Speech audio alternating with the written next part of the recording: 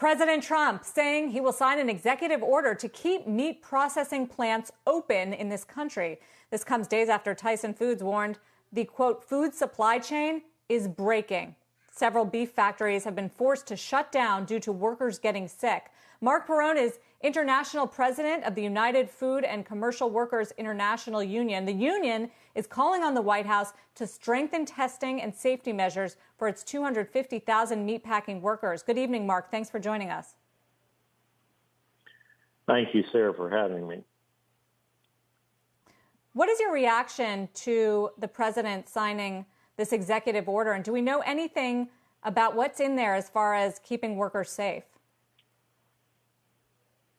Well, there's not anything in the order specifically about keeping workers safe, which is one of the things that concerns us.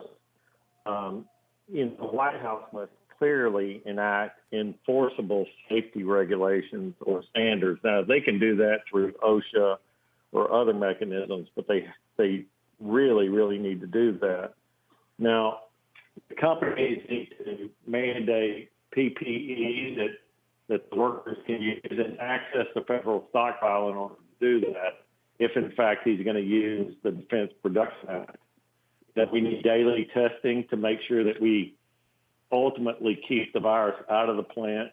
We need to do physical distancing, and we need to make sure that we provide sick leave to make sure workers don't go to work because they're not going to have a paycheck and they go to work sick.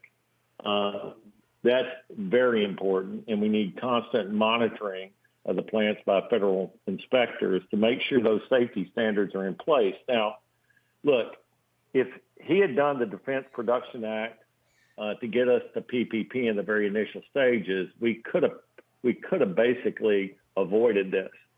And we are concerned about it. And I'm concerned that even by saying this is going to happen, the workers are still afraid.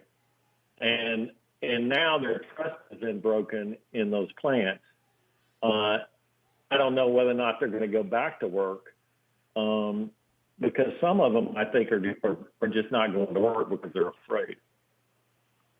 Why? What has it been like inside those meat processing plants? Give us a picture.